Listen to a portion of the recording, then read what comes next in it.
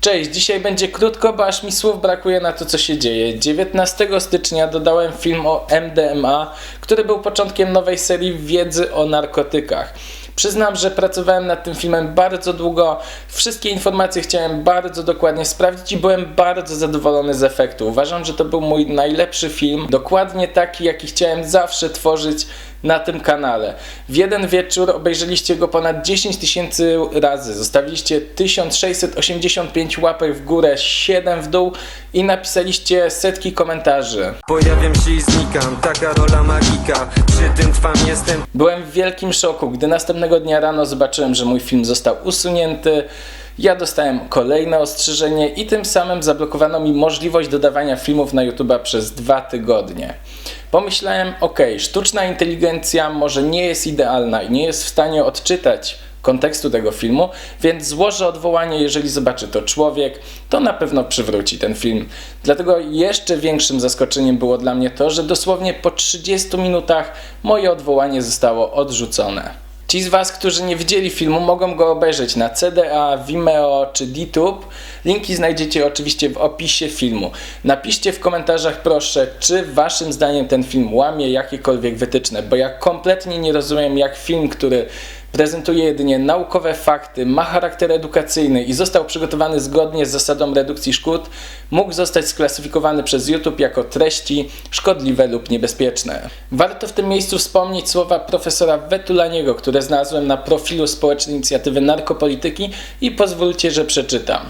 Poważne wypadki powodujące śmierć lub utratę zdrowia są w rzeczywistości znacznie częstsze przy pochwalanych aktywnościach życiowych niż przy braniu różnych substancji. Media niewątpliwie bardzo stronniczo podchodzą do sprawy niebezpieczeństwa stosowania różnych substancji chemicznych. Według badań szkockich prasa donosi o śmiertelnych zatruciach paracetamolem tylko w jednym przypadku na 250, podczas gdy śmiertelne przedawkowania amfetaminy są opisywane w co 3 przypadku, a śmierć w przypadku nadużycia ekstazy w każdym. W ten sposób selekcja informacji powoduje, że znacznie bardziej publiczność obawia się narkotyków niż sprzedawanych bez recepty leków przeciwbólowych.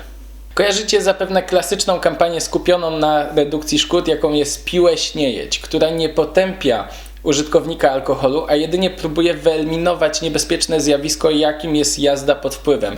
Dokładnie taki sam cel przyświeca moim filmom, czyli wyeliminowanie potencjalnie niebezpiecznych sytuacji, jakie mogą wiązać się z substancjami psychoaktywnymi. Informacje, które prezentuję w filmie o MDMA, są dystrybuowane na ulotkach przez organizacje pozarządowe na całym świecie. Taką edukacją oczywiście powinno zajmować się państwo, ale jeżeli państwo tego nie robi albo robi to niewystarczająco, to organizacje pozarządowe czy ja z swoimi skromnymi działaniami na YouTubie próbujemy państwo wyręczyć w tym zakresie. I tutaj uważam, że wielkim moim sukcesem i waszym także jest to, że te informacje dotarły jednego wieczoru do 10 000 osób. Wyobraźcie sobie, ile by kosztowało wydrukowanie i dostarczenie 10 000 ulotek do ściśle zainteresowanych tematem osób. Oczywiście na YouTubie funkcjonują filmy na ten temat i szczególnie dla mnie szokujące jest to, że jedynie film w języku polskim został usunięty z YouTube'a. Kompletnie nie rozumiem tej wybiórczej cenzury, szczególnie ze względu na to, że wytyczne dla społeczności YouTube'a są dokładnie takie same na całym świecie, więc dlaczego tylko i wyłącznie Polacy są odcinani od rzeczowych informacji, które mają na celu ochronić ich życie i zdrowie? Mogę nawet zaryzykować twierdzenie, że każdy dzień, kiedy film jest zdjęty z YouTube'a, jest dniem, kiedy ktoś nieodpowiedzialnie zażywa MDMA. I tutaj pozostaje pytanie, kto za to wszystko weźmie odpowiedzialność. Jeszcze w grudniu myślałem, że to są jakieś masowe zgłoszenia moich filmów. W przypadku filmu o MDMA wydaje mi się to niemożliwe, bo zakładam, że osoby, które zgłaszają filmy, również dawałyby łapki w dół, a w przypadku filmu o MDMA tych łapek było zaledwie 7.